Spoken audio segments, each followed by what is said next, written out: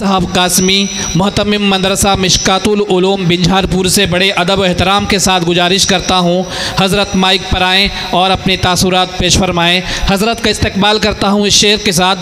علی کا لاڈلا تیور دکھا کے چلتا ہے، علی کا لاڈلا تیور دکھا کے چلتا ہے، شہید ہو کے بھی قرآن سنا کے چلتا ہے، اور سر حسین نے نیزے سے کر دیا یہ اعلان، جو جیتتا ہے وہی سر اٹھا کے چلتا ہے، جو جیتتا ہے وہی سر اٹھا کے چلتا ہے۔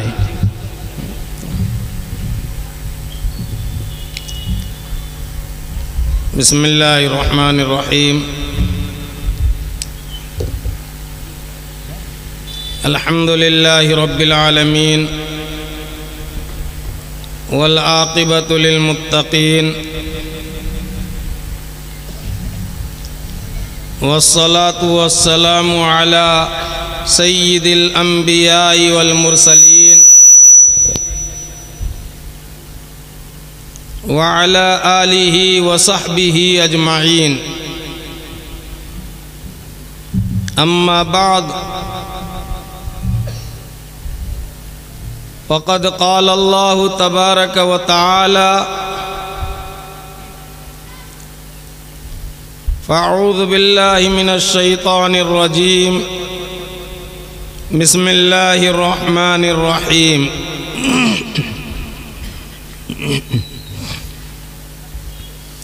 انا عرضنا الامانة على السماوات والارض والجبال فأبين أن يحملنها وأشفقن منها وحملها الإنسان إنه كان ظلوما جهولا۔ صدق الله العظيم۔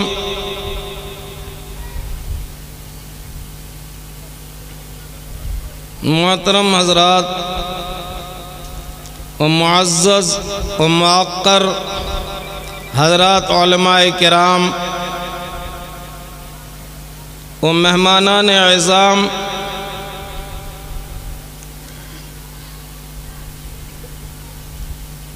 میں کوئی مقرر نہیں ہوں کہ میں بیان کروں، نہ آپ کا وقت لوں۔ اصل تو بیان مہمان خصوصی کا ہوگا، صرف ہم لوگ تمہیدی مقدمے کے طور پر ہمیں آپ کے سامنے پیش کیا جا رہا ہے۔ تو جیسا کہ آپ حضرات جانتے ہیں کہ اس آج کا یہ پررونق محفل جو سجایا گیا ہے، جس کو آراستہ کیا گیا ہے، یہ کیوں کیا گیا؟ اس عظیم کتاب کے تکملے پر، اختتام پر، جس کتاب کے متعلق اللہ رب العزت والجلال ارشاد فرماتا ہے کہ جب میں اس کتاب کو نازل کرنے کا ارادہ کیا تو میں نے اس کتاب کو آسمان پر پیش کیا کہ اے آسمان تو اس کے بوجھ کو اٹھا لے۔ آسمان معذرت خواہ ہو گیا، معذرت کر لیا کہ اے اللہ میرے اندر اتنی سکت نہیں ہے، اتنی طاقت نہیں ہے، اتنی قوت نہیں ہے کہ میں اس عظیم کتاب کو، اس عظیم کلام کو اٹھا سکوں، نبھا سکوں۔ اللہ نے زمین کے اوپر پیش کیا، جس زمین کے اوپر ہم اور آپ چل رہے ہیں، اٹھ رہے ہیں، بیٹھ رہے ہیں، جس زمین کے نیچے ہمیں اور آپ کو جانا بھی ہے۔ 2 گز زمین ہوگی، نہ کوئی امیر ہوگا، نہ کوئی غریب ہوگا، نہ کوئی بادشاہ ہوگا، نہ کوئی وزیر اعظم ہوگا، نہ کوئی چیف منسٹر ہوگا، سب کو جانا ہے وہی 2 گز زمین کے نیچے۔ سب اسی کے لیے آئے ہیں۔ یہ تھوڑا سا وقفہ اللہ نے ہمیں اور آپ کو دیا ہے کہ اس میں کچھ کر لو، کچھ اپنی زندگی کو سنوار لو، کچھ بنا لو، یہ کھیتی ہے۔ اللہ فرماتا ہے کہ میں نے زمین پر اس کلام کو اتارنے کا ارادہ کیا، زمین سے پوچھا، زمین بھی معذرت کر گیا،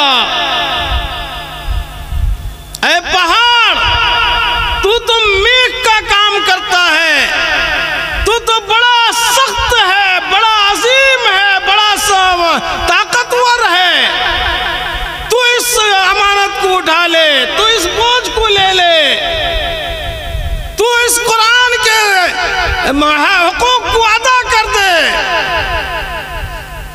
تو بھی معذرت کر دیتا ہے۔ جدھر جاتی ہے آواز، جہاں اللہ جس سے پوچھتا ہے سب معذرت کر دیتے ہیں۔ آخر میں یہ انسان، وہ انسان جس انسان کے متعلق اللہ رب العزت والجلال فرماتا ہے کہ وَإِذْ قَالَ رَبُّكَ لِلْمَلَائِكَةِ إِنِّي جَاعِلٌ فِي الْأَرْضِ خَلِيفَةً، ان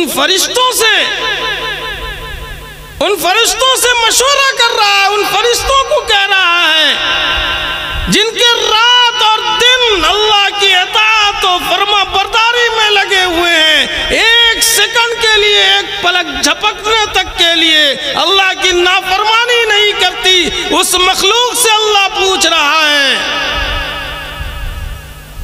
کہ میں دنیا میں اپنا نائب، اپنا قائم مقام، اپنا خلیفہ بنانے جا رہا ہوں، تمہاری کیا رائے ہے؟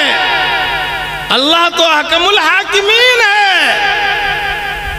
اللہ تو قادر مطلق ہے، اللہ کو پوچھنے کی کیا ضرورت تھی؟ اللہ رب العزت والجلال ہمیں اور آپ کو تعلیم دینے کے لیے، ہمیں اور آپ کو بتانے کے لیے کہ انسان سنبھل کے رہو، سنبھل جا، اپنی زندگی کو فضولیات میں ضائع و برباد نہ کر دینا۔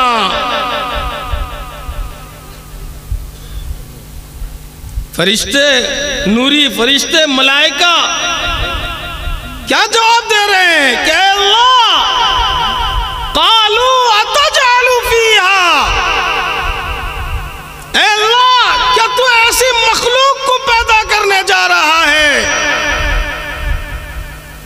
جو دنیا میں جا کر فتنہ و فساد برپا کرے گی، خون ریزی کرے گی، جھگڑے اور لڑائی کرے گی؟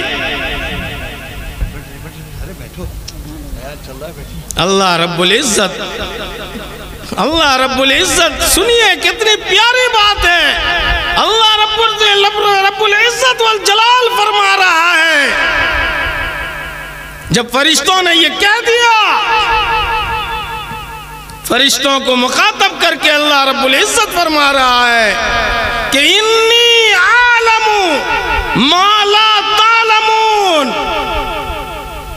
اے میرے نوری ملائکہ، اے فرشتوں کی جماعت، سن لو کان کھول کر، جس چیز کا علم میرے پاس ہے، جس چیز کو میں جانتا ہوں، اس کا علم تمہارے پاس نہیں ہے، تم نہیں جانتے۔ مفسرین اکرام، محدثین عظام لکھتے ہیں ایک نقطے کی بات، انی عالم کے ذریعے ما لا تعلمون، کہ جس چیز کا علم میرے پاس ہے اس چیز کا علم تمہارے پاس نہیں۔ دوسری جگہ اللہ رب العزت والجلال فرماتا ہے کہ الرحمن علم القرآن خلق الانسان، یہاں بھی کیا کہہ رہا ہے کہ علم القرآن، قرآن کی تعلیم میں نے دی، رحمان قرآن کی تعلیم دے رہا ہے۔ اس کو انسان کی زندگی پر، انسان کی زندگی سے پہلے ذکر کرنے کا مقصد کیا ہے، مطلب کیا ہے؟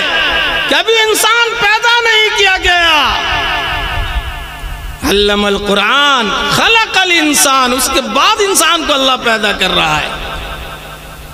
وقت نہیں ہے ورنہ بتاتا کہ یہ آپ جو اس عظیم آپ کا جو اجتماع ہے جس مقصد کے تحت ہے، یہ مقصد ختم قرآن۔ قرآن وہ عظیم دولت ہے، قرآن وہ عظیم دولت ہے جو تا قیامت تک آنے والی انسانیت کے لیے ہدی للناس بن کر آئی ہے۔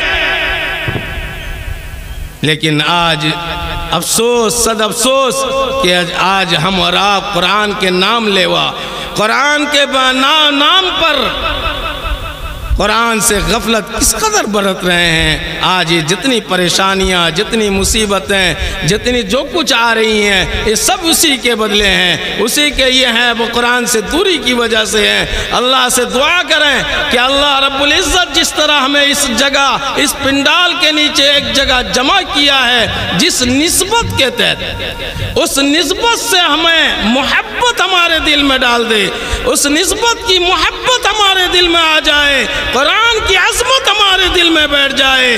جب قرآن کی عظمت آ جائے گی انشاءاللہ دنیا بھی ہماری بہترین ہو جائے گی اور آخرت بھی بن جائے گی۔ اللہ ہم سب کو کہنے سننے سے زیادہ عمل کی توفیق عطا فرمائے اور قرآن کے